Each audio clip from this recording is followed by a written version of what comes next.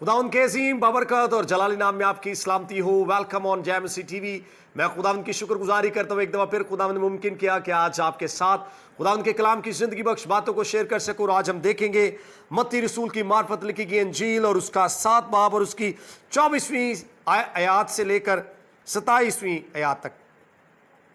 और बाइबल मुकद्दस के अंदर यूँ लिखा है कि बस जो कोई मेरी ये बातें सुनता और उन पर अमल करता है वो उस अक्लमंद आदमी की माने ठहरा जिसने चट्टान पर अपना घर बनाया और मीना बरसा और पानी चढ़ा और आंधियां चली और उस घर पर टकरे लगी, लेकिन वो ना गिरा क्योंकि उसकी बुनियाद चट्टान पर डाली गई थी। और जो कोई मेरी ये बातें सुनता है और उस पर अमल नहीं करता वो उस बेवकूफ़ आदमी की माने ठहरेगा जिसने अपना घर रेत पर बनाया और मीना बरसा और पानी चढ़ा और आंधियां चली और उस घर को सदमा पहुंचाया और वो गिर गया और बिल्कुल बर्बाद हो गया। खुदावंद के पाक कलाम का पढ़ा और सुना जाना हम सब के लिए बाइस से बरकत ठहरे।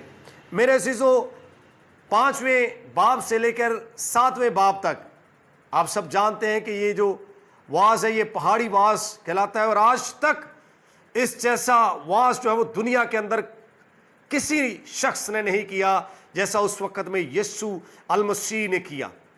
वो अपना मुंह खोल कर लोगों को बताता था कि किस तरह से खुदा की उसके लिए क्या मर्जी है, दुनिया के लिए क्या पर्पस है, प्लान है। मेरे अज़ीज़ों, आपको भी ज़रूरत है कि ख़ास तौर पर इन बातों को ना सिर्फ पढ़ें बल्कि इन पर मेडिटेट करें। आपको बहुत कुछ सीखने को मिलेगा। मत्ती की इंजील 5 बाब से लेकर 7वें बाब तक। मेरे अज़ीज़ों, इस पहाड़ी वास के आखिर में यीशु मसीह ने बड़ी खास बातें की। उसने कहा जो कोई मेरी ये बातें सुनता है और उस पर अमल करता है वो किस जैसा है, वो उस अक्लमंद आदमी की मानद ठहरा जिसने अपना घर कहां पर बनाया? चट्टान पर बनाया। चट्टान कौन है? चट्टान यीशु अल मसीह है मेरे अजीजों। और ऐसा शख्स जो इन बातों को सुनता है और उस पर अमल नहीं करता वो शख्स जो है वो अपना घर कहां पर बनाता है? रेत पर बनाता है। और जब पानी मीना बरसता है, आंधियां आती हैं, तो क्या वो घर कायम रहता है? वो घर हरगिज़ कायम नहीं रहता है मेरे अजीजों। मेरे अजीजों, हमने इस बात पर गौर करना है कि हम किस बुनियाद पर खड़े हैं। क्या हमारी बुनियाद जो है वो मसीह है? क्या हमने उस पर ईमान अभी तक लाया है कि नहीं लाया? मेरे अजीजों, तमसील जो ये इस हवाला के अंदर में जिसका जिक्र मिलता है ये बड़ी ख़ास तमसील है।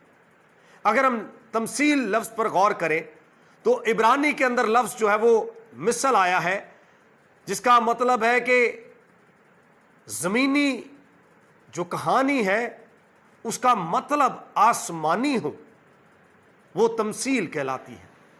और अगर यूनानी ज़ुबान के अंदर इसका लफ्ज़ देखें तो वो पाराबोल आया है जिसका लफ्ज़ इब्रानी के अंदर मिसल जो है उसके साथ मिलता जुलता है, जैसे मिसल, मिसाल और तमसील वगैरह। इन सब से हम बहुत कुछ सीखते और बताते हैं कि किस तरह से यीशु मसीह ने अपनी खिदमत के अंदर तमासील का बहुत ज़्यादा जिक्र किया है ताकि लोग आसानी से समझ सकें। लेकिन बारहा दफ़ा जब शागिर्दों को समझ ना आई तो उन्होंने हमेशा यीशु मसीह से पूछा और यीशु मसीह ने उनके बारे में हमें सिखाया और बताया है।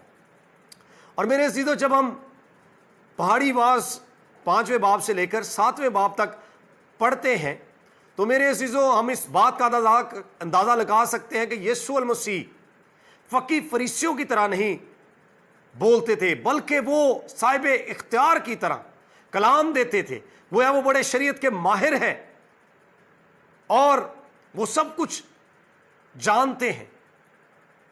उनकी बातों से, उनके कलाम को प्रीच करने से हमें नजर आता था, जाहिर होता था। और यकीनन मेरे अजीजों, अगर आज आप इस कलाम को पढ़ें तो मेरा ईमान है कि किस तरह से आपकी जिंदगी तब्दील होगी। क्योंकि अगर आप इस कलाम को पढ़ते हैं और आपकी जिंदगी के अंदर तब्दीली नहीं आती तो इसका मतलब है कि आप इस कलाम को अभी तक समझ ही नहीं सके।